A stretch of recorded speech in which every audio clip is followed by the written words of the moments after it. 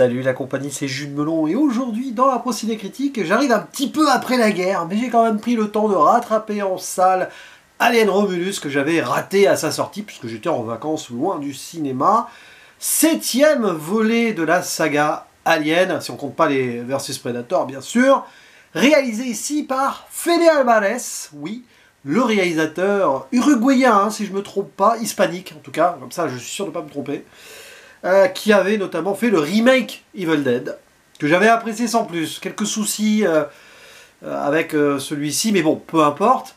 Il a aussi fait Don't Breathe, que j'ai rattrapé pendant les vacances. Je ne vais pas en parler ici, mais j'avais plutôt aimé, même si j'ai toujours quelques réserves propres à mon avis, à l'écriture d'un Alvarez qui est au scénario, en compagnie d'ailleurs de son comparse habituel, Rodo Sayagues, enfin son comparse habituel, je crois qu'ils ont au moins fait un film ensemble déjà. Voilà. Je vais éviter de dire trop des bêtises avec des généralités, donc voilà. Mais en tout cas, ce qui est sûr, c'est qu'au casting, nous avons que de nouvelles têtes. Je préciserai un truc en spoiler quand même. Pour jouer des jeunes gens, dont l'héroïne, qui est campée par Kaylee Spaeny, qu'on a vu cette année dans Priscilla, film ouais, et Civil War, qui est un film ouais, très frustrant. Est-ce que ici, elle a enfin pu... du moins jouer dans un film qui m'a plu en 2024, parce que l'actrice en elle-même, j'ai absolument rien contre elle.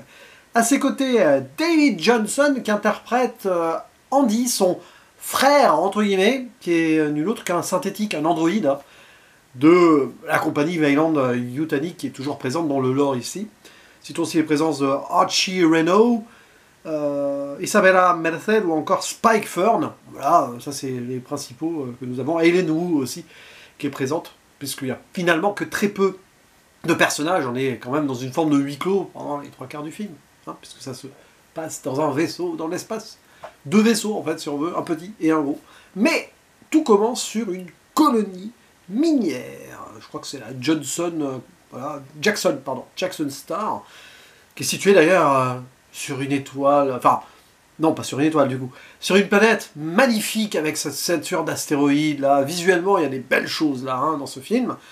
Profitez-en, je vais peut-être pas dire que des bonnes choses ici dans cette vidéo à son sujet. Bref, des jeunes qui sont obligés de travailler et tout et qui espèrent une forme de liberté, une vie ailleurs que sur cet endroit très obscur qui ne voit jamais le soleil se lever.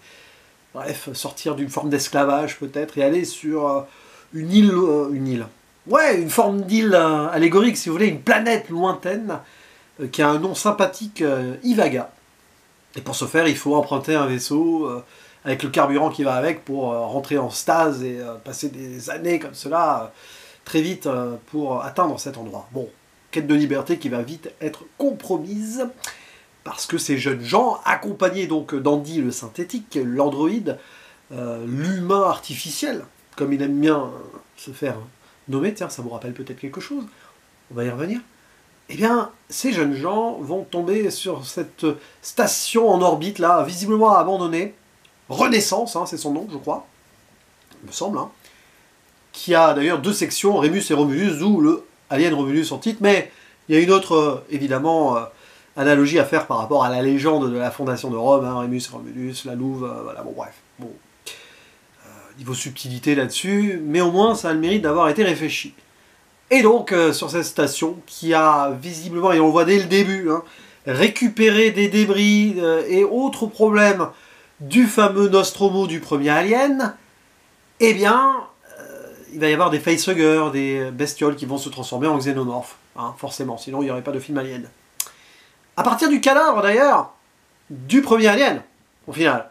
C'est pas un spoil, hein, c'est un petit peu facile à imaginer, parce que sinon il n'y aurait pas trop d'idées autres, quoique, hein, ça aurait pu faire un lien encore plus direct avec Prometheus et Covenant. Parce que voilà, situons le film quand même dans la continuité, c'est entre Alien de Ridley Scott et Aliens de James Cameron, donc postérieur aussi à Prometheus et Covenant.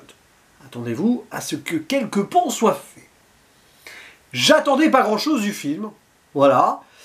Les premiers retours, c'est pas qu'ils m'avaient inquiété, c'est que confirmer ce que je craignais, mais j'ai voulu lui donner sa chance, parce que c'est avec mon ressenti et ma perception des choses que je ne peux faire que mon avis personnel. C'est normal.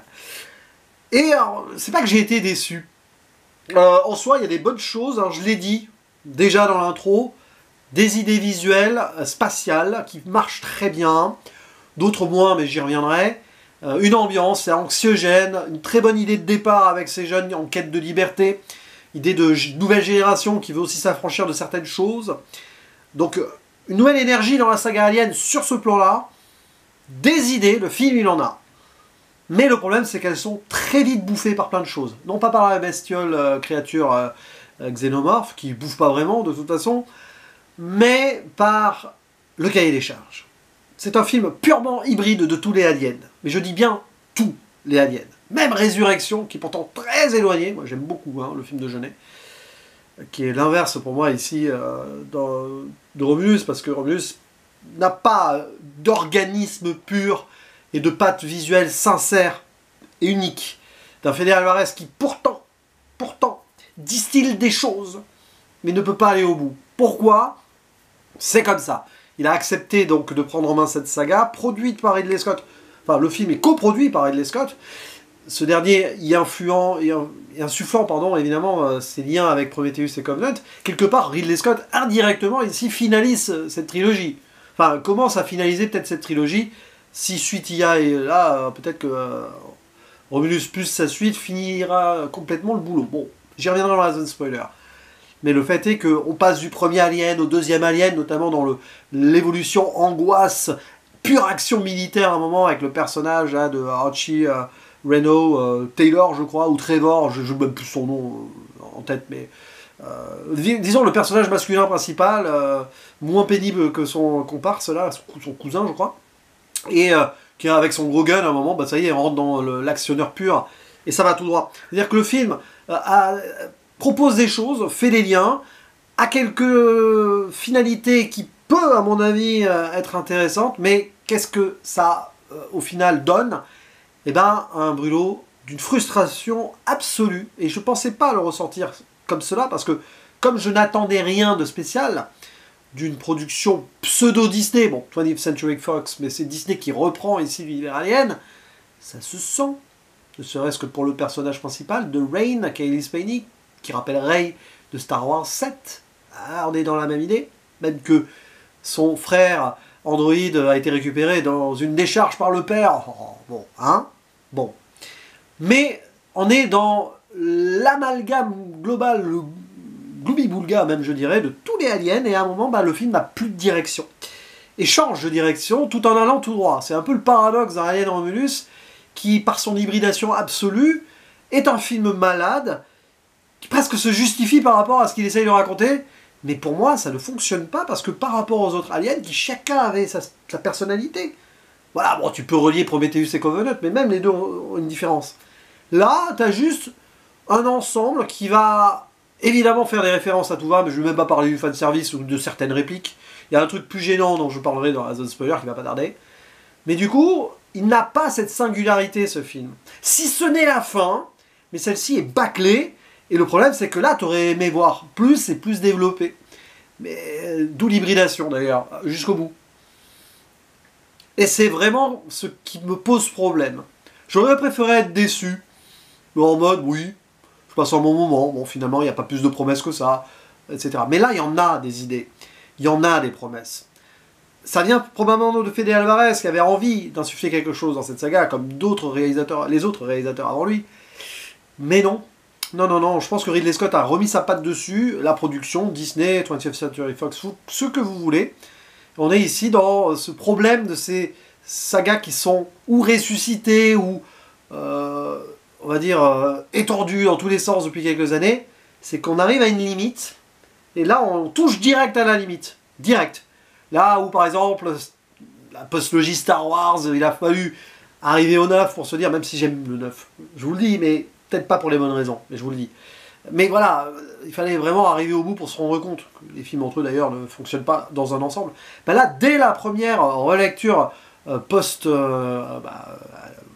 il y a eu les Prometheus et Covenant quand même, il y a quelque chose qui cloche. Et c'est pas le genre de film que je voulais voir dans le lore Alien. Alors moi j'ai envie de dire, c'est le paradoxe du film aussi, c'est que si vous découvrez l'univers Alien avec ce film, vous risquez d'apprécier beaucoup de choses. Même si vous n'avez vu que le premier, mais si vous êtes fardé tous les autres avant, et que vous avez apprécié justement cette saga pour le fait qu'elle renouvelle pas mal de choses, même qu'elle se contredit parfois, mais avec quelque chose en plus qui fait qu'on va pouvoir raccorder quand même des choses, bah là non. Là non, ça ne fonctionne pas en fait. C'est un film à part qui réunit tout. C'est quand même pas mal ça. Et malgré les bonnes idées de tension, un petit peu de gravité, de jeu avec l'espace et des couleurs, mais même là ça va pas plus loin en fait. Ça va pas plus loin. Même l'alien en tant que tel, les xénomorphes ne sont pas la menace. Tu ressens pas l'idée quoi. Il n'y a pas de véritable chasse, c'est plus un film de survie de toute façon, de survie et de survie, hein, dans les deux sens. L'organisme parfait essaye de resurvivre aussi par rapport à ce qu'on lui a fait subir au final dans cette idée-là. Et là j'arrive à The Spoiler, parce que voilà, hein, hop. Premier souci, pour moi, bon, bah, ça j'avais été spoilé avant, je le savais, que ils allaient reprendre donc le visuel de l'androïde H du premier Alien. Alors ici il s'appelle Rook. Rook, qui veut dire la tour hein, sur un jeu d'échecs, référence à Bishop, le fou de ce même jeu dans Aliens. Bon, ok.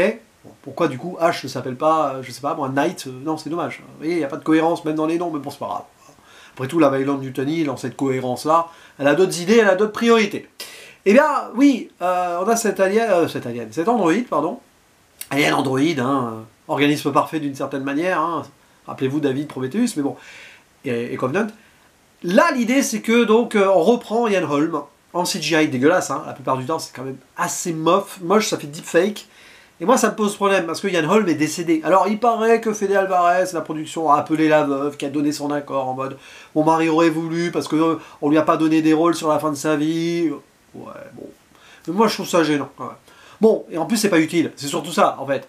C'est juste du clin d'œil. Tu lui fais même ressortir une phrase, là, vous avez aucune chance de survie, mais vous avez les profondes sympathies du premier, donc H du premier film. Il y a d'autres références comme ça, hein. Get away from me, bitch, from her, bitch, du coup, reprise du deuxième film par l'androïde Andy à un moment. Donc il y a plein de trucs, je vais pas faire la liste des références, c'est pas utile, de plans évidemment, il y a des séquences même qui sont clairement Alien, Alien 2, Alien 3, Résurrection sur la fin un peu. Et pourtant il y a des idées, et c'est là où j'arrive à la frustration, dans le sens où raccorder le premier Alien avec Prometheus et Covenant, c'est brillant sur le papier, et il y a une explication qui manquait après Prometheus, comme quoi la Weyland-Yutani, alors c'est assez simple, hein, c'est facile à imaginer, hein, je pense que sur certaines théories c'était évident, elle cherche à créer, bon, l'organisme parfait il est là, hein, c'est les xénomorphes, elles essayent d'utiliser cela afin de créer des humains parfaits, une sorte de surhumain, hein, on sent Weyland-Yutani qui reprend des idéologies très totalitaires dans le temps, mais évidemment c'est l'idée. Hein. Et donc avec la fameuse gelée noire, là, enfin le liquide noir, tout ça, qui pourrait être injecté aux humains, les soigner, les ressusciter même peut-être. Bon, très intéressant, le feu de Prométhée, tout est là, et tout. Bon, Rook, finalement, ils auraient dû ramener David. Hein. S'ils avaient mis David avec Fassbender, qui est très bien en vie et tout, pour cette connexion-là, ça aurait été quand même mieux, mais bon, passons. Et, ouais, c'est passionnant, ça. Et ça va mener à la finalité où il y aurait dû avoir un peu plus de travail. Dans le sens où il y a une des filles, qui est jouée par Isabella Merced, qui est enceinte dans le film. Bon. Tu le vois venir, hein, il y a quand même des gros fusils de Tchekhov dans le film.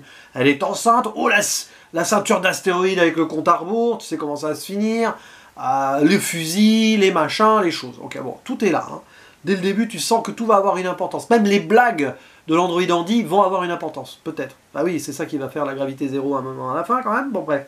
Elle est enceinte et tu le sens au moment, bah, elle est blessée, elle se soigne avec le machin là, et donc elle va accoucher d'une sorte de bébé hybride xénomorphe humain. Et l'idée est extraordinaire. En plus, le design du bestiau, là, en monstre de Frankenstein, de pas fini, comme le film, hein, hybridation un peu malade et bâclée. Hein. Mais il y avait l'idée dans le sens où tu as un peu de l'humain, tu as un peu de l'ingénieur, hein, rappelez-vous Prometheus, tu as un peu du xénomorphe aussi. Mais voilà, ça passe un petit peu comme ça à la fin, en mode dernier acte, un peu forcé quand même aussi, il fallait y arriver. Dernier acte qui va rappeler le premier Alien, bien sûr. Et l'idée que, bah oui, c'est lui, Alien Romulus, hein, c'est cet hybride hein, qui va revoir la mère à un moment, qui va essayer de se nourrir d'elle un peu, bon. Mais c'était bien ça, comme l'idée de reconnecter à Prometheus et Covenant, mais arrivé au bout, je me suis dit, mais c'est dommage d'avoir bloqué le film dans toutes ces références dans tous les sens. Et une autre très bonne idée, c'est l'évolution du personnage Andy, donc l'humain synthétique, l'humain artificiel, hein. Bon, c'est pas Bishop qui dit ça là, c'est Andy, dans le sens où il va avoir une évolution, et bon, c'est le frère de substitution, lien au père, tout ça, il y a une idée intéressante sur le début, mais c'est pas poussé après. Voilà, il installe ça, Fede Alvarez, mais il n'a pas poussé l'écriture de ses personnages. C'est un peu son souci d'ailleurs, hein, dans les 3 films que j'ai vus de lui. Et cette idée qu'il va avoir cette évolution, on lui met le module qui va devenir du coup contrôlé, hein, Andy par Weyland Yutani, tout ça, avec d'autres missions, évidemment, les missions prioritaires, c'est pas la survie humaine, c'est transporter ce liquide noir sur la colonie pour pouvoir ensuite en faire des choses, prendre des décisions au-delà même de la logique humaine de sauver une vie, mais parce que tu peux risquer ta vie plus que la sauver. Ça c'est intéressant, c'est d'ailleurs très propre aussi, c'est assez cadiquin et surtout asimovien. Je pensais à iRobot aussi par moment, bon, vous voyez, hein, les lois de la robotique elles y sont ici aussi de toute façon, hein, c'est des univers qu'on pourrait connecter. C'est très bien, et en plus il est super bien interprété par David Johnson qui est le meilleur acteur du film et de loin, hein, haut la main. Et c'est vraiment cool, cette idée de, voilà, il y a un petit peu timoré et tout, puis il va avoir son upgrade, finalement on va le retrouver, bon, c'est passionnant ça, mais t'as l'impression que c'est en surface finalement, par rapport à tout le reste. Le film, il est bouffé par l'idée qu'il doit reconnecter tous les aliens, et même gratuitement, juste pour les clins d'œil. Et ça, voilà, ça lui fait perdre toute son originalité, déjà, de sa singularité, il n'y en a pas, et sa profondeur sur les choses qui sont là, sur les promesses, qui au final sont très vite évacuées. Et voilà. Je ferme la zone spoiler, j'ai pas envie de m'énerver sur le film en fait. Je pensais être juste déçu au pire, mais là la frustration gagne, et c'est dommage. Ce Alien Romulus rentre dans les problèmes de ces productions qu'on force un petit peu pour ressusciter ou remettre au goût du jour des sagas. À un moment, ça va finir par me gaver, ça commence à me gaver, je pense que j'atteins une sorte de point de non-retour là-dessus. Qui fait que c'est pour ça que je ne pense peut-être même pas voir les prochains Star Wars par exemple. Il y a des idées comme ça, j'ai arrêté les séries, le MCU j'en parle même plus parce que là ça va au-delà du truc, hein. On est au-delà du truc, vraiment. Mais bon, parce que le MCU c'est pas des sagas d'avant, c'est assez récent finalement, si on compte pas les comics bien sûr. Mais dans l'idée là, c'est que le film offrait des idées, elles sont là d'ailleurs, j'ai envie de le sauver sur certains points, mais ce que je ressens au niveau goût amer, voire acide, dans la bouche, prend le dessus, là, au moment où je fais cette vidéo. Je vais pas me précipiter pour donner une note, par exemple, ou le qualifier de flop absolu de l'année. Je l'ai fait un petit peu pour lâcher un petit peu vite fait ma colère, hein, ma frustration à des amis sur WhatsApp, là, collègues de la 7ème Illusion. Mais avec un peu de recul et de nuances, il y a des bonnes choses dans le film. Le film côté malade, un peu hybride, peut être intéressant à la relecture, surtout qu'il colle avec la construction, avec cette idée de vouloir tout reconnecter. Le traitement de l'Android est très intéressant. Les visuels, ça doit être la 3e fois que je le dis, mais c'est vraiment bien. Tout ce qui se passe avec cette ceinture d'astéroïdes et tout, il y a vraiment un travail. Jeu sur le soleil qui se lève un moment, mais très vite il disparaît parce qu'il n'y a pas d'espoir. Il y a des idées, il y a des symboliques, il y a des choses. Fede Alvarez est un bon réalisateur formellement. Il a réussi à tenter des trucs sur l'écriture, des vues des personnages, mais après tout est vite engouffré. Puis bon, il y a des clichés quand même, hein. Je n'ai pas parlé de certains, là, celui qui est joué par Spike Fern, hein, Bjorn. À un moment, voilà, oui, bon, si on explique, sa famille, elle a subi ça par rapport aux androïdes, donc il n'aime pas l'android. Oh, ouais. Non, mais, je sais pas, je le reverrai un jour. Peut-être pas avant la fin de l'année en tout cas. Ce qui est sûr, c'est que, voilà, frustration, au-delà de la déception. Mais bon, je l'ai vu, je me suis fait mon propre avis. Vous avez le droit de pas être d'accord, je sais que beaucoup de gens que je connais, que j'apprécie beaucoup d'ailleurs, ont aimé le film. N'hésitez pas à débattre avec moi en commentaire, hein, à rebondir sur ce que j'ai dit, en échange, c'est intéressant de faire vivre donc ces avis très à chaud comme cela, un peu plus longtemps, par les écrits ci-dessous. Voilà, allez, sans rancune en tout cas, et je vous dis à la prochaine, ciao.